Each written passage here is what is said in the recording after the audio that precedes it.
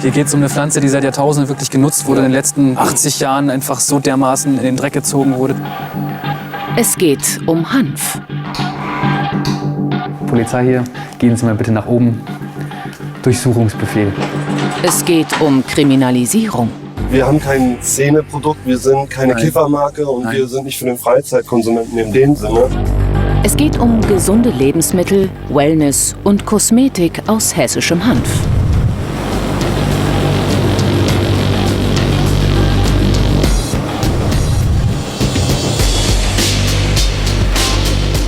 Eine verrückte Idee der 3 Jungunternehmer, Nutzhanf in Fulda anzubauen. Sie wollen die größten Hanfhersteller in Hessen werden. Von Anfang an gibt's viele Hürden. Bei der Ernte fängt das an. Früher hat man Schiffstaue aus den harten Hanfstängeln gemacht. Kein Wunder, dass da ein normaler Mähdrescher schnell an seine Grenzen kommt. Deshalb haben Phil, Mark und Kurt einen ganz speziellen Mähdrescher-Aufsatz aus England besorgt. Gemeinsam mit einem Ingenieursteam haben die Jungunternehmer den umgerüstet und auf einen Traktor gebaut. Heute der erste Einsatz mit dem Gerät. Die 3 sind gespannt, ob auch alles so klappt, wie sie sich's vorgestellt haben. Im letzten Jahr mit dem normalen Mähdrescher hatten wir extrem krasse Probleme, weil die Fasern vom Hanf, ich meine, man sieht das hier schon mal ganz gut. Ich kann hier gar nichts abreißen. Ich könnte mich da jetzt mit dem ganzen Gewicht reinlehnen. Und genauso zerreißt es halt auch Stahl. Das heißt, die Klingen von einem Mähdrescher als auch die Walzen von einem Mähdrescher verheddern sich komplett und sind einfach ziemlich schnell auch kaputt. Und dementsprechend hat uns das Gerät halt, ich sag mal, sehr viel Ärger und Material gespart. Die erste große Ernte für die jungen Firmengründer. 30 Hektar Hanf wachsen rund um Fulda. Sie haben sehr viele Ideen, was sie alles aus ihrem Hanf herstellen wollen. Keine Drogen jedenfalls. Mit diesen Blüten ist das gar nicht möglich. Der berauschende THC-Gehalt von Nutzhanf ist so niedrig, dass man davon nicht high werden kann, selbst wenn man das ganze Feld rauchen würde.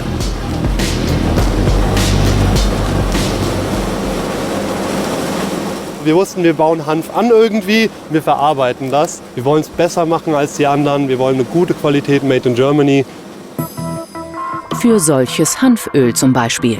Im letzten Jahr haben die jungen Firmengründer schon mal einen Probedurchlauf auf einem kleineren Feld gemacht. Daraus haben sie Speiseöl, Hanfblättertee und ein spezielles Öl herstellen lassen mit dem Wirkstoff Cannabidiol, CBD-Öl. Das soll entkrampfende und entzündungshemmende Wirkung haben und verkauft sich gut. Das abgeerntete Feld vom vergangenen Jahr.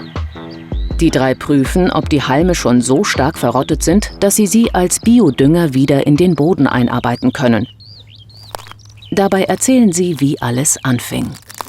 Phil kam mit den Informationen um die Ecke, dass die Kanadier in Deutschland anfangen, Hanf anzubauen. Und wir 3, und wir saßen am Tisch und haben uns gedacht, ja toll, das können wir auch. Das war so ein richtiger Klackmoment. Dann haben wir uns angefangen damit zu beschäftigen und uns jeden Tag monatelang hingesetzt und diese ganze Bürokratie, den Businessplan zusammengearbeitet, dass wir halt dahin kommen, dass wir das auch anfangen können. Und einmal kommt Betäubungsmittelrecht um die Ecke. Betäubungsmittelrecht. Ich habe zu der Zeit sogar mit der Bundesopiumstelle bzw. dem Bundesamt für Arzneimittel direkt telefoniert und unseren Unternehmensplan vorgestellt, einfach um abzuklären, ob es rechtlich überhaupt umsetzbar ist. Und ich glaube, wenn man es zusammenfassend sagen will, dann ist unser Ziel einfach, die professionellsten Hanfprodukte auf dem Markt zu produzieren. Ganz einfach. Das hast du schön gesagt. Ja, danke. Phil, Kurt und Mark stammen hier aus der Region. Ohne große betriebs- und landwirtschaftliche Erfahrung und mal ganz zu schweigen von Kenntnissen zum Betäubungsmittelrecht sind sie ins Hanfgeschäft eingestiegen und haben alles andere aufgegeben. Wir kennen uns extrem gut. Die Ticks, die Macken, alles was dazu gehört. Ja. Wir können uns auch mal anbrüllen, auch so eine Sache. Wir sprechen uns auf allen Intensitätsleveln aus. Ja. Ich glaube, das was uns besonders angenehm macht, wir haben oft gesagt bekommen von Anfang an, Unternehmen stellen viele Freundschaften auf die Probe. Uns hat es eher noch enger zusammengeschweißt. Ja. Ich glaube, damit ist alles gesagt. Ja, welche Geschäftspaare fahren nach einem Jahr Arbeit noch zusammen in Skiurlaub? Eine Woche, um zusammen in der Wohnung zu leben. Ja. Wir waren sogar Trauzeugen bei seiner Hochzeit. Ja, meine Trauzeugen. Erfahrung mit medizinischem Hanf, also Cannabis, hatten alle schon vorher als Schmerzpatienten. Als sie sich dann beruflich für den Nutzhanf entschieden, haben sie komplettes Neuland betreten. Denn gelernt haben sie mal was völlig anderes. Marc ist Medienfachwirt, Kurt Schreiner und Designer im Handwerk. Und Phil hat als Marketingdirektor gearbeitet. Bei einem Snowboard-Urlaub haben sie sich näher kennengelernt. Dabei haben wir erst Stück für Stück auch gemerkt, dass wir alle drei eine gewisse Neigung zu den Cannabis-Thematiken haben, über die Krankheiten tatsächlich auch, und haben uns dann angefangen auszutauschen und haben relativ schnell gemerkt, dass wir wirklich auf einem Stand sind, dass wir irgendwie eine Vision haben. Auf dem Bauernhof von Phils Eltern haben sie angefangen, ihre Pläne zu besprechen und sind gemeinsam durchgestartet. Jeder übernahm seine Aufgabe bei der neu gegründeten Firma Green Pioneers. Marc die Finanzen, Phil die Gesetze und Kurt die Produktentwicklung. Neben ihrer Berufstätigkeit haben sich die drei auf das Thema Hanf gestürzt. Weil der Anbau von Nutzhanf lange verboten war, findet man online nur wenig und kann sich übers Internet nicht so richtig informieren. Besonders tricky sind die Gesetze. Sehr unüberschaubar und vieles nicht klar geregelt. Phil hat sich mit den Paragraphen viele Nächte um die Ohren geschlagen. Recherchemonster wird er von den Freunden genannt. Je nachdem, welches Produkt wir jetzt gerade vorliegen haben, gibt es teilweise bis zu 5 Rechtsprechungen oder beziehungsweise 5 Texte, die anwendbar sind aus dem Arzneimittelrecht, Kosmetikverordnung, Suchtgiftkonvention, Betäubungsmittelrecht. Also wirklich unglaublich viele verschiedene Rechtsprechungen, die greifen. Und da muss man erstmal den Überblick behalten. Und dementsprechend habe ich mir halt einfach die verschiedenen Gesetzestexte vorgenommen und mich wirklich reingelesen, angelesen, Fachliteratur dazu durchgelesen und mich letzten Endes durch die ganzen Gesetzestexte selbst fuchsen müssen. Bei der Bundesopiumstelle hat Phil eine Sondergenehmigung für den Hanfanbau beantragt. Das muss jeder Landwirt machen, auch wenn Nutzhanf gar keinen Rausch erzeugt. Dann mussten sie die nächste Hürde nehmen, die Familie. Natürlich praktisch, dass Phils Familie Landwirtschaft hat. Opa und Vater waren aber erstmal ziemlich skeptisch, als die Jungs mit der Hanfidee ankamen. Phils Vater Ewald betreibt den Hof. Ihn mussten sie vom Hanfanbau überzeugen. Wie süß, ja, da ist man erst schon mal ein bisschen erschrocken. Aber nachdem er uns dann aufgeklärt hat, dass es Nutzhanf ist und dass es ganz vielen Menschen helfen kann, dass das extrem nachhaltig ist, macht es einfach Spaß jetzt. Mit ihm zusammen haben die Jungunternehmer dann die ersten Anbautests auf dem Hof in Malkes bei Fulda gemacht. Über 70 Sorten Nutzhanf sind in der EU zugelassen. Den Landwirten wird es durch die strengen Regeln nicht leicht gemacht, Hanf anzubauen. Aber Phils Vater hat sich nicht abschrecken lassen, hat zertifiziertes Saatgut gekauft und ausgesät. Er hat sich auch an den Investitionen der neuen Firma beteiligt. Hanf ist eine der ältesten Nutzpflanzen der Welt und wächst in fast allen Klimazonen und auf fast allen Böden. Bei Nutzhanf ist der berauschende Stoff, das THC, bis auf ein Minimum rausgezüchtet. Als der Hanf ausgesät war, ging die Arbeit auf dem Hof weiter. Diesen alten Stall haben Phil und seine Freunde ausgesucht, um ihre erste Ernte zu trocknen. In meiner Kindheit haben sich hier noch Schweine aufgehalten. Es war mal ein Tierstall. Das Ganze haben wir dann 2019 umgebaut. Innerhalb von 4 Monaten, das war unsere Deadline bis zur Ernte, musste das umgebaut sein. Das heißt, wir haben hier teilweise pro Tag schon 16, teilweise mehr Stunden verbracht und körperlich gearbeitet, bis wir alles mit unseren Händen, Blut, Schweiß und Tränen, wie man so schön sagt, dann in den Zustand gebracht haben, wie es jetzt ist. War auf jeden Fall ein Riesenprojekt, auch vor allem für die Kürze der Zeit. Aber wir hatten den Willen, wir hatten die Manpower, auch durch tatkräftige Unterstützung unserer Freunde. Und vor allem Kurt hat hier mit seinen handwerklichen Fähigkeiten halt Unglaubliches geleistet. Und eben natürlich auch die ganze Scheiße herausbuddeln. Das haben wir mit einem Bagger gemacht, aber auch mit Schaufeln. Also standen da wortwörtlich knietief im Dung. Über die ganze Zeit und mit dem Willen und dem Druck, der halt auch dahinter war, haben wir uns hier schon richtig gut durchgekämpft und haben es geschafft. Wir standen zwar noch bis 2 Uhr nachts vor dem ersten Erntetag hier drin und haben gearbeitet, aber es hat genau gepasst. War eine Punktlandung. Die Arbeit von 2019 haben die Green Pioneers in einem Instagram-Video festgehalten. Die Ernte lief noch ohne die tolle neue Erntemaschine, alles in Handarbeit. Aber eben mit vielen Helferinnen und Helfern.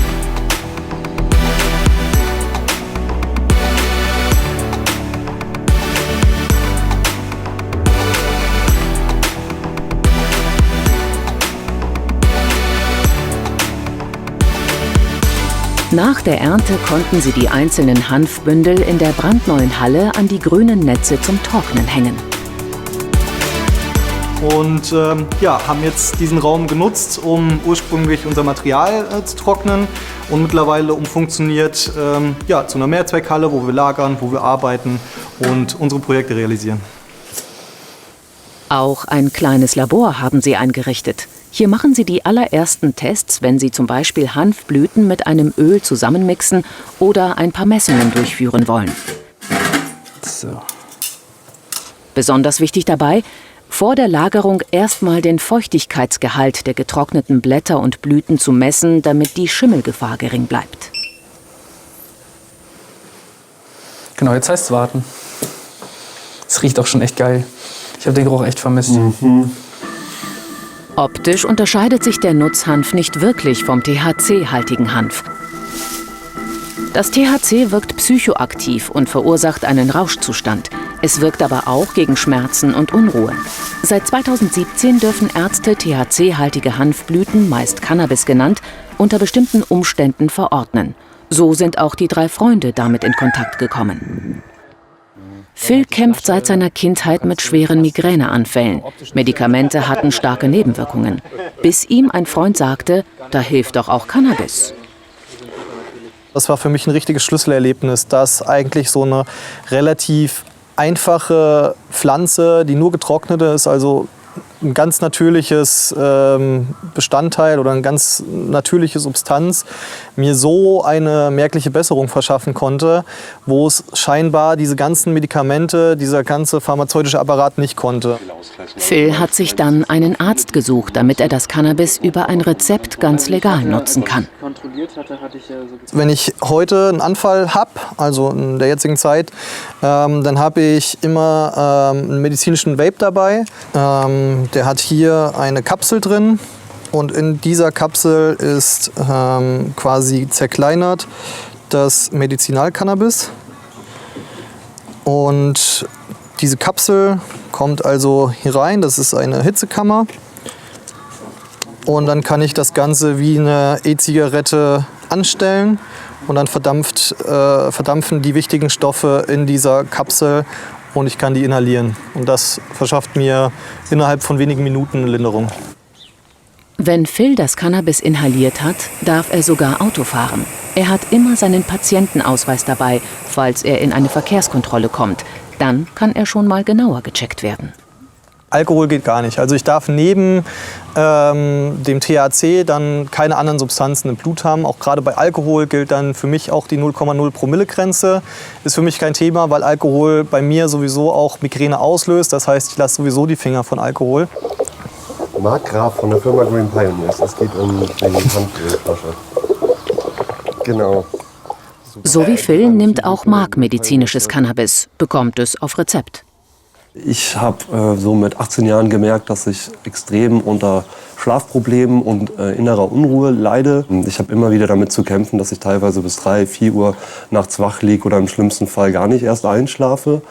Und in Gesprächen mit Freunden und Bekannten bin ich dann auch irgendwann zu Cannabis gekommen. Wobei hier tatsächlich keine große Menge notwendig ist. Ich brauche kleine Mengen. Die helfen mir aber abends tatsächlich zur Ruhe zu kommen und so, dass ich vernünftig einschlafen kann. Der dritte im Bunde, Kurt, hat schon mit 7 Jahren auf hohem Niveau Leichtathletik gemacht und sich als Jugendlicher mehrmals schwer verletzt. Hanfblatt. Mir wurde auch gesagt von den Ärzten, dass ich wahrscheinlich keinen Sport mehr machen kann, weil mein Knie halt einfach komplett entzündet war und mir eigentlich sämtliches aus dem Knie entfernt wurde, außer die Kreuzbänder. Ärzte dürfen dagegen zwar Cannabis verschreiben, trotzdem hat Kurt lange gesucht, bis er einen gefunden hatte. Es ist schon echt ein Luxus, einen Arzt gefunden zu haben, mit dem man das Ganze echt gut durcharbeiten kann, sich richtig einstellen kann mit der richtigen Dosis und der richtigen Sorte. und seinen Alltag so leben kann, als wäre es kein Problem, als hätte man nichts in dem Sinn. Also bei mir ist es echt, ich habe 0 Symptome mehr. Kurt konnte also ohne Schmerzen und Gelenkprobleme in der neuen Firma starten. Seine Fähigkeiten kann er hier gut einbringen. Der gelernte Schreiner hat noch ein Studium gemacht zum Gestalter im Handwerk. Jetzt will er ein Produkt gut rüberbringen. Da ist sowohl zeichnerisches Talent als auch Handwerk gefragt. Mit den Produkten. Ich entwickle gerade oder habe die Formfindung für unseren Aufsteller, für unsere Hanf-Naturessenz, die in die Apotheken kommt. Das heißt, ich muss jetzt einen Aufsteller konzipieren, der von der Größe her auch Platz in der Apotheke hat, weil Platz ist teuer, aber auch trotzdem das widerspiegelt, was unsere Philosophie des Ganzen ist, also das Natürliche. In diesem Öl, der Hanf-Naturessenz, steckt ein wichtiger Wirkstoff der Hanfpflanze, das CBD. Das wollen sie über Apotheken vermarkten. Das wäre jetzt so der grobe Rahmen, wie es ungefähr aufgebaut ist. Und jetzt könnte man so ein bisschen ins Detail gehen und versuchen, diese kleinen Feinheiten wie diese Schrägen mit einzubringen, dass es fürs Auge auch interessant wird und dass das halt auch als Blickfang wirkt und nicht einfach nur ein kleiner Aufsteller ist, der da ist und jeder das einfach abhakt, okay, das ist irgendein Produkt, sondern es soll ja das auch hervorrufen und ein bisschen besonders machen. Aber das Produkt steht trotzdem im Vordergrund. In der Mehrzweckhalle hat sich Kurt eine Schreinerwerkstatt eingerichtet, wo er seinen Entwurf gleich in die Tat umsetzen kann. So.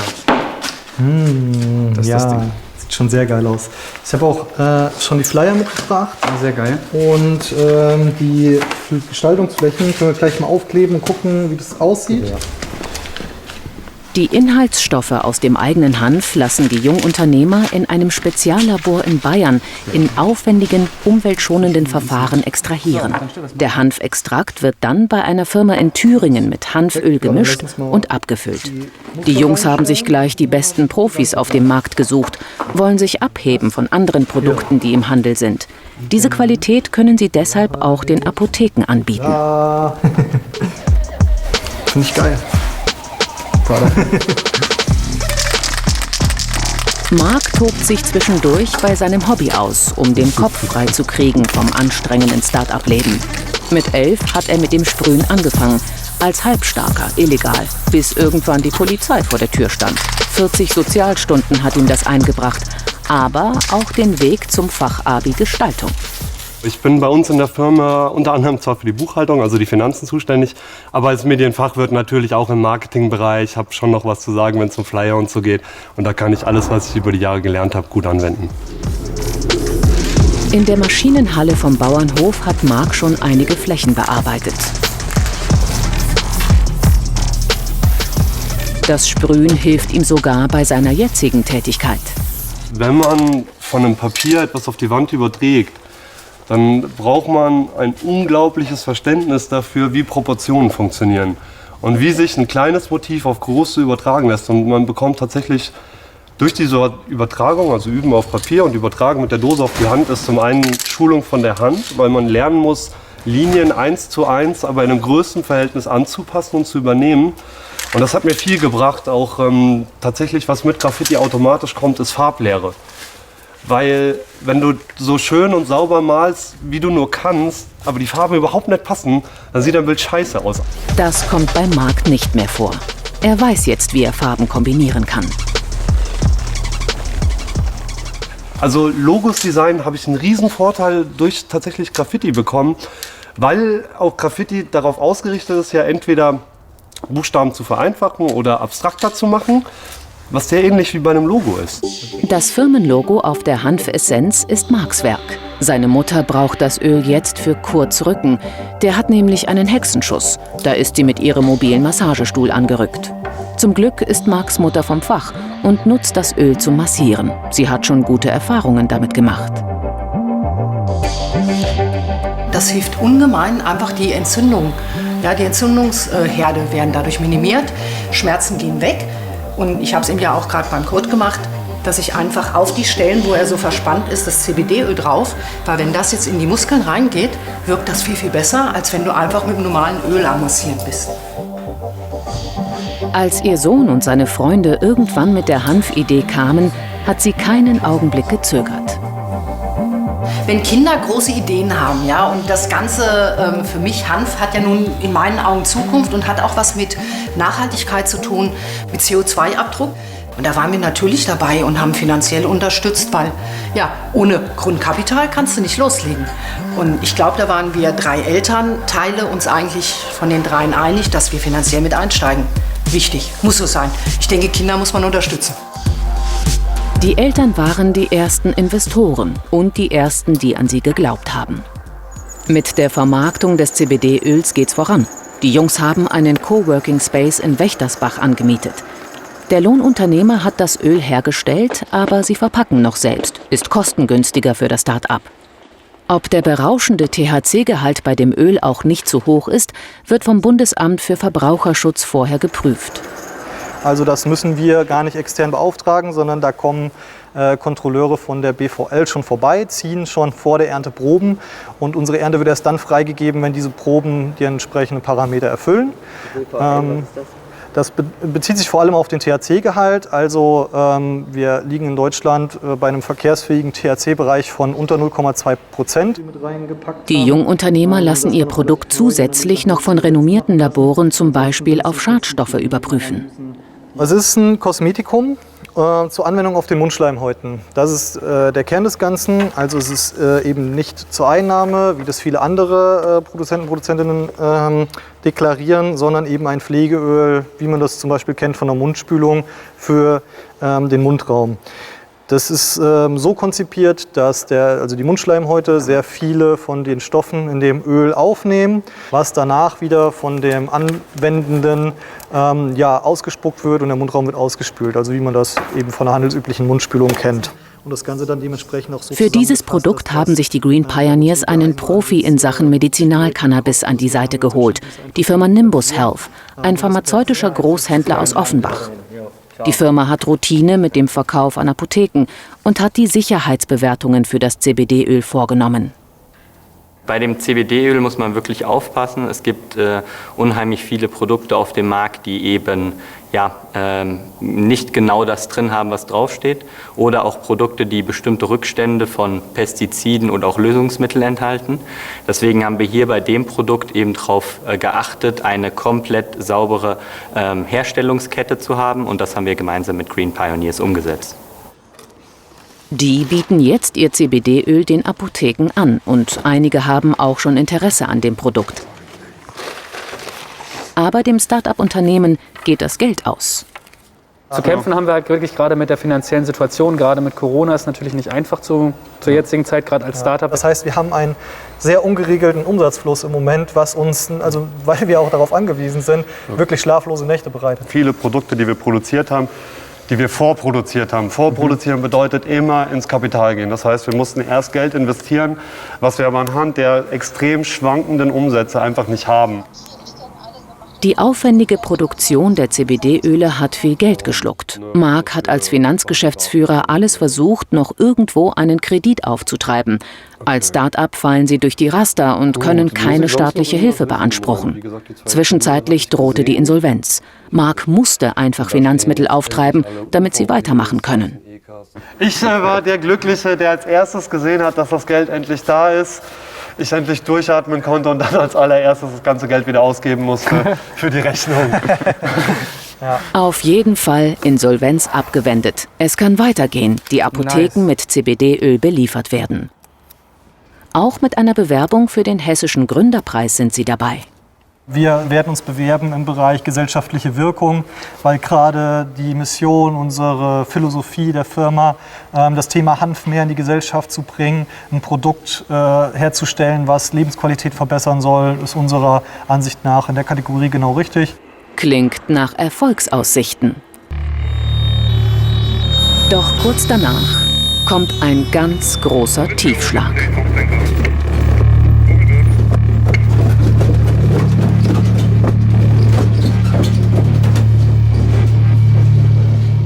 Und dann höre ich, wie die Tür öffnet und ich höre, wie die Polizei sagt, Polizei hier, gehen Sie mal bitte nach oben, Durchsuchungsbefehl. Und 4 oder 5, weiß nicht mehr genau, wie viel es waren, kamen dann halt hier rein, schon sehr sehr deutlich, auch mit der Hand natürlich an der Waffe, um ihre Position natürlich deutlich zu machen, so nach dem Motto, kommen Sie jetzt hier raus, bitte mitkommen, Durchsuchung von der Polizei. Und ich stehe hier so erstmal so okay, was ist hier los? Bleibt mal ganz geschmeidig. Wir haben nichts zu verstecken.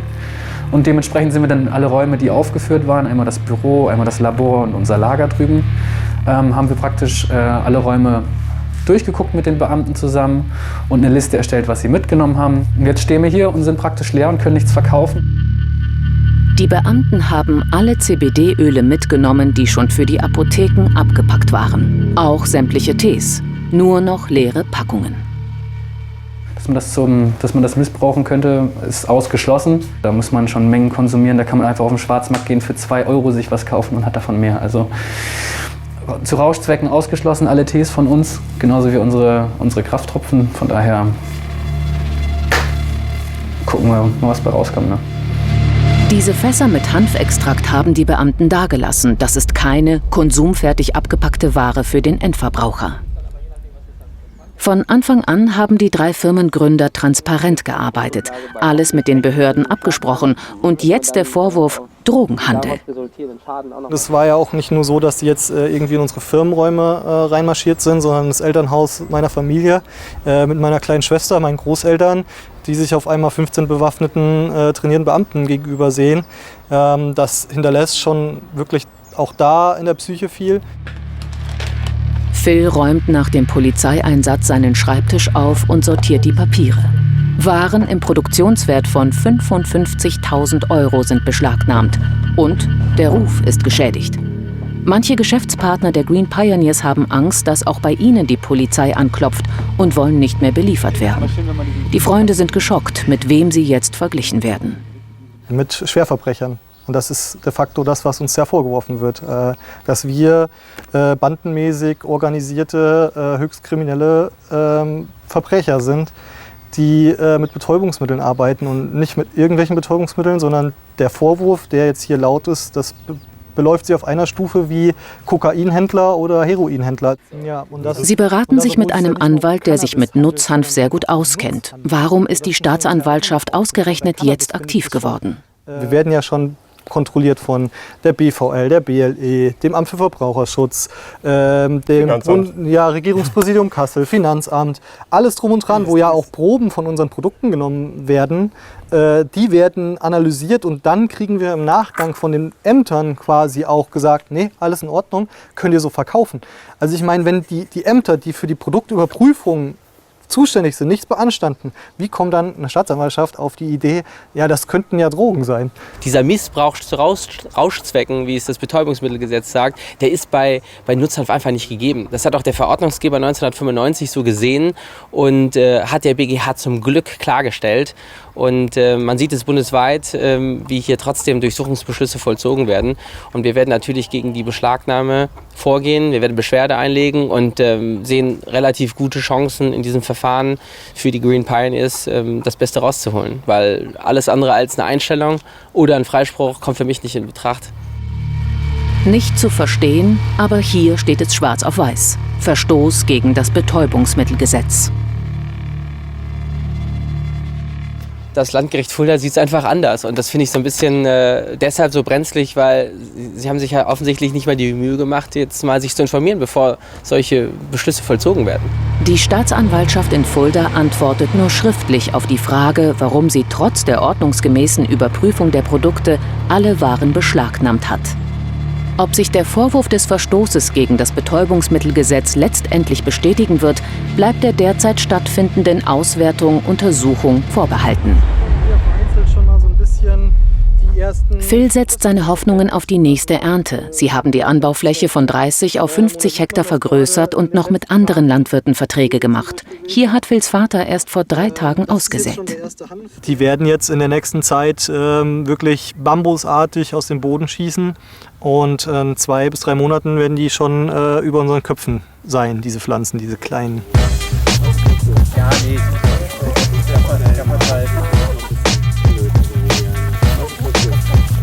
Phils Vater versucht auch auf andere Gedanken zu kommen. Der kommt. Er war gerade auf dem Feld, als die Polizei vor der Tür stand. Ja, Pepe, komm mal her. Ja, das war schon massiv. Also was da passiert ist, da brauchen wir erstmal ein bisschen das zu verarbeiten, weil es waren wirklich über 10 Leute da, der Staatsanwalt mit dabei. An dem Tag habe ich zufällig der Hanf gesät. Das kam noch hinzu. Wir waren etwas durcheinander, aber eigentlich haben wir überhaupt kein schlechtes Gewissen, die Jungs auch nicht. Also wir wissen, was wir tun. Und was da passiert ist, ist einfach schon peinlich, was da vom Gesetzgeber passiert. Und das ist wirklich schade, weil die Jungs, was die leisten, das ist unglaublich. Die Alpakas auf dem Hof sind Ewalds Hobby. Sie haben aber auch die Aufgabe, die Hühner vor Greifvögeln zu schützen. Die trauen sich wegen der großen Tiere dann nämlich nicht ran. Die Eier aus den Hühnermobilen verkauft Phils Vater regional. Auch bei den Hühnern soll der Nutzhanf demnächst zum Einsatz kommen. Wenn Hanföl gewonnen wird, gibt es ein Abfallprodukt, das ist der Hanfkuchen. Der besteht aus richtig viel Eiweiß, richtig guten Eiweiß. Und den wollen wir künftig dann mit ins Hühnerfutter integrieren. Das Schöne daran oder der Nebeneffekt, dass da Omega-3 und Omega-6-Fettsäuren mit in das Ei transportiert werden. Wir wollen sogar eine Studie darüber machen. Hier auf dem Hof lässt sich offenbar keiner durch die Vorwürfe der Staatsanwaltschaft entmutigen. Zwar hat sie alle konsumfertigen CBD-Öle beschlagnahmt, aber die Green Pioneers haben aus den Fässern noch neuen kosmetischen Hanfextrakt für die Apotheken abfüllen lassen. Schließlich ist ihnen nicht verboten worden, das Produkt zu verkaufen. Jetzt haben wir es endlich geschafft, heute das erste Mal ausliefern bei einer der ersten Apotheken und der Knoten ist geplatzt. Und jetzt werden es immer mehr. Nachdem man das ganze Projekt halt monatelang hart vorbereitet hat und durchgearbeitet hat, dann auch das Ganze endlich abzuschließen und das Produkt dann auch endlich in der Apotheke stehen zu sehen. Mittlerweile wächst der neu gesäte Hanf. Rund um Fulda 50 Hektar, so viel wie 60 Fußballfelder. Hanf für neues CBD-Öl. Hanf für die vielen Ideen, die Kurt, Marc und Phil so haben. Zum Glück sind die Vertragsbauern geduldig, wenn sie gerade aufs Geld warten müssen. Die Jungs jedenfalls sind immer noch fasziniert von den Pflanzen. Das ist nochmal eine Sorte mit einem anderen Inhaltsspektrum, würde ich jetzt mal sagen, die wir zusätzlich anbauen, um halt auch ein bisschen was zu testen. Ich meine, man kann ja dabei bleiben, was man hat, aber das wäre ja irgendwie... Ich meine, es gibt so unendlich viele verschiedene Sorten. Der EU-Katalog ist auch relativ groß, da kann man sich auch ein bisschen austoben. Ja, für uns interessant, vor allem um einfach auch nochmal zu gucken, welche Hanfsorten kann man für welches Produkt benutzen und einfach auch Erfahrung zu sammeln in dem Anbau der verschiedenen Sorten, weil die sich alle unterschiedlich ausbilden, werden unterschiedlich groß, haben unterschiedlich viele Körner und da ist es dann einfach immer ganz spannend, auch die perfekten Sorten für die Produkte später zu finden. Hanf ist schon eine Art Wunderpflanze, wächst schnell und schont die Ressourcen. Früher wurde Hanf oft auf ausgelaugten, verhärteten Böden gepflanzt, um den Boden zu lockern. Seine Wurzeln reichen bis zu 1,5 Metern in die Tiefe, deshalb kommt er mit wenig Wasser aus. Hanf ist eine extrem widerstandsfähige Pflanze. Hier haben wir nämlich mal vor einer Woche den Stängel umgeknickt, um zu sehen, was die Hanfpflanze daraus macht. Und man kann hier sehr schön sehen, die verdickt diesen Stängel. Und das sorgt dann sogar dafür, dass mehr Nährstoffe vom Boden in den oberen Teil der Pflanze gelangen. Also das heißt, wenn man diese Pflanze knickt, wird sie sogar noch stärker. Und das ist eigentlich unglaublich inspirierend, finde ich, zu sehen, wie widerstandsfähig einfach diese Pflanze ist. Und egal wie man sie beschädigt, solange noch was übrig bleibt, macht sie immer was draus und bleibt am Leben. Im Labor geben die Green Pioneers jetzt Gas bei den Lebensmitteln aus Hanf. Ich probiere die jetzt mal. Ich mache mir die mal in die Hand. Um die Verluste durch die beschlagnahmten Öle auszugleichen. Hanfsamen und Hanfmehl wollen sie gerne an Lebensmittelläden verkaufen. Wenn das laufen würde, käme wieder richtig Geld in die Kasse.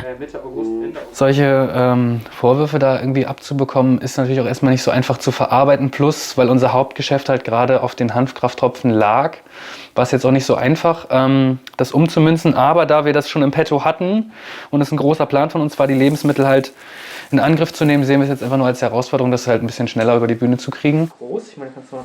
Hanfmehl, Protein und die Samen aus der vorjährigen Ernte haben sie gerade von ihrem Lohnhersteller zurückbekommen. Jetzt prüfen sie nochmal genau die Qualität. Auch mit Bäckern sind sie im Gespräch, um zu testen, wer an ihren Produkten interessiert ist. Aufgrund der angespannten Situation im Moment müssen wir strategisch viel umdenken, neue Wege auffinden. Und da ist einer unserer wichtigsten Punkte im Moment das Hanfprotein. Mit dem Hanfprotein sind wir so weit, dass wir einen Müsli-Riegel mitentwickeln wollen. Und Müsli-Riegel als völlig fertiges Produkt ist für uns jetzt wieder, wir müssen kompensieren, was uns mit dem Hanfextrakt gerade verloren geht. Und da sind gerade diese Lebensmittelbereiche und gerade das Hanfprotein, weil das so viel Mehrwert hat, ein sehr wichtiger Faktor für uns. Marc macht dafür schon Werbung auf Instagram. B-Vitamine, super Proteinquelle, gesunde Fettsäuren. Ein Superfood. Hallo. Hallo Marco. Grüß dich. Ist jetzt schon ewig viel gefragt worden. Im Fuldaer Regionalladen füllen Marc und Kurt das Sortiment aber noch mit ihren bisherigen Produkten auf. Speiseöl und Tee. Gut, dass ihr den Tee auch habt. Mega, weil der war. Ihren Hanfblättertee Röner Hecke konnten sie selbst wieder abpacken. Am Anfang war es natürlich das Öl, was wir hatten, das CBD-Öl, gerade für Heuschnupfen oder für andere Sachen. Das ging richtig gut und danach ging es dann in Speiseöl über. Dann kamen dann die Kochprofis und haben gesagt, oh, was gibt's denn da? Dann haben wir gesagt, dieser nussige Geschmack und sowas, der richtig gut dabei ist. Und dann ist jetzt so das Öl und das Speiseöl und der Tee vor allen Dingen, die Tea Bowls. Die waren super genial, die kamen den jungen Leuten extrem gut an, weil dann hast du mal kurz dabei, 3 Kügelchen rein, Wasser drauf, fertig. Und die älteren Semester vom Altersheim gegenüber haben sich dann die Teesorten, die Röner Hecke sich dann geholt, die werden dann mit dem Teebeutel aufgegossen. Danke euch, rufe euch wieder an. Hier im Regionalladen läuft's. Das reicht aber noch lange nicht für die Vermarktung von Hanföl und Samen. Es müssen ganz dringend noch mehr Absatzmärkte und Läden her. Bei der Staatsanwaltschaft immer noch keine Akteneinsicht. 2 Monate sind vergangen. Vor allem, die Produkte sind noch beschlagnahmt und die sind nicht unbegrenzt haltbar.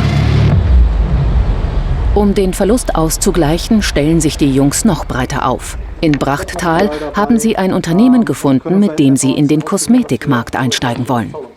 Feuer! Ja, das ist ja toll. Darf ich da mal riechen? Ja, bitte, bitte. Oh, die sieht ja gut aus. Oh, das hier riecht gut. Schön krautig. Ja. Oh. Wird man da, kriegt man da jetzt einen Rauschflash? Nein. Keine Rauschgefahr. Eher nicht. Gemeinsam mit der Firma Honigmond wollen sie jetzt verschiedene Produkte mit Hanf entwickeln. Die haben schon viel Erfahrung mit Naturkosmetik. Wir hatten viele Kunden von Anfang an, die gesagt haben, ich vertrage die konventionelle Kosmetik nicht so gut. Und darauf haben wir reagiert und nutzen natürliche Rohstoffe wie zum Beispiel Bienenwildwachs, was wir selber auch in der Imkerei produzieren, um dann als Konsistenzgeber in die Cremes, aber auch für die Seife einzusetzen. Was hier zum Einsatz kommt, ist das Hanfsamenöl, das die Jungs angeliefert haben. Jan-Ulrich Seliger verarbeitet es zu Seife. Die wollen die Green Pioneers dann selbst vermarkten. Einen ersten Durchlauf mit Hanfseifen gibt es schon. Die sind jetzt so gut durchgetrocknet, dass sie gestempelt werden können. Es soll aber auch noch eine Creme geben. So, ich habe euch jetzt noch ein Prototyp hier mitgebracht. Das ist jetzt die erste Creme. Nicht so viel, das ist sehr ergiebig, also man braucht nicht sehr viel. Die Creme enthält keine Konservierungsstoffe und kein Parfüm. Eine gute Sache für Allergiker und Menschen mit empfindlicher Haut. Hier ist jetzt also Shea-Butter drin, dann natürlich das Hanfsamenöl, deswegen wird es auch so schön grün. Ja, dieser schöne Grünstich. Ja, diese natürliche grüne Färbung Genau. finde ich auch sehr gelungen. Und eben natürlich Bienenwachs als Konsistenzgeber, sehr wichtig. Brauchst du ja auch gar nicht so viel. Das muss man erklären. Man braucht auf jeden Fall viel weniger. Wie bei all ihren Produkten sind die Green Pioneers bei allen Entwicklungsstufen dabei, bevor diese Creme auf den Markt kommt. Das Wichtige ist ja, dass das erstmal das Thema Hanf rauskommt. Wo liegt genau der Sinn da drin? Warum macht das Freude, dieses Produkt zu kaufen? Was bedeutet das für die Haut? Hanföl wirkt entzündungshemmend und antimikrobiell, hilft bei Akne, Neurodermitis und einfach bei trockener Haut. Mir hat vor allem die Farbe, die Konsistenz schon sehr, sehr gut gefallen. Es sind jetzt noch so Kleinigkeiten, an denen wir zusammen feilen und dann sind wir da schon sehr nah an der Marktreife dran. Also wirklich super Produkt, riecht sehr natürlich, macht genau das, was es soll. Also eigentlich, wie wir es uns erwartet haben. Träumchen. Beim Hessischen Gründerpreis sind die Green Pioneers mittlerweile im Halbfinale gelandet. Ein Etappensieg. Das Regionalmanagement unterstützt das Start-up. Wir haben ein ganzes Gremium im Bereich der Wirtschaftsjunioren, das jetzt aktiv die Jungs coacht, für den Vortrag, für die Präsentation im Halbfinale vorbereitet und dann hofft, dass sie ins Finale kommen. Und das wäre ein Riesenerfolg, weil es auch so ein Botschafter für die Region ist. Grüne Lebensmittel, Lebensqualität. Hanf hat auch was Innovatives, hat auch was Technologisches vom Ernten her. Dass die Jungunternehmer ihre Erntemaschine umgebaut haben, um die Hanffasern besser schneiden zu können, spielt hier auch eine Rolle. Und ihre vielen Vermarktungsideen. Das ist jetzt natürlich auch ein Stück weit eine Genugtuung, trotz all der Widrigkeiten, die wir in der letzten Zeit durchgemacht haben, jetzt mit einem Erfolg auch belohnt zu werden, auch von Seiten des Hessischen Gründerpreises, da die ersten Hürden zu nehmen, auch von der Region Fulda unterstützt zu werden. Und jetzt einfach mit diesem Kampfgeist, den es als Unternehmer ja auch irgendwo braucht, weiterzumachen, sich durchzubeißen und zu sagen, wir lassen uns einfach nicht unterkriegen und schaffen es trotzdem. Nach über 3 Monaten nochmal die Nachfrage bei der Staatsanwaltschaft. Die Antwort: Die Ermittlungen dauern weiter an. Ergebnisse liegen den zuständigen Dezernenten bislang noch nicht vor. Die Jungunternehmer werden ihre beschlagnahmten Produkte so bald nicht zurückkriegen. Auf jeden Fall müssen sie in der Vermarktung von Speiseöl und Hanfprotein vorankommen.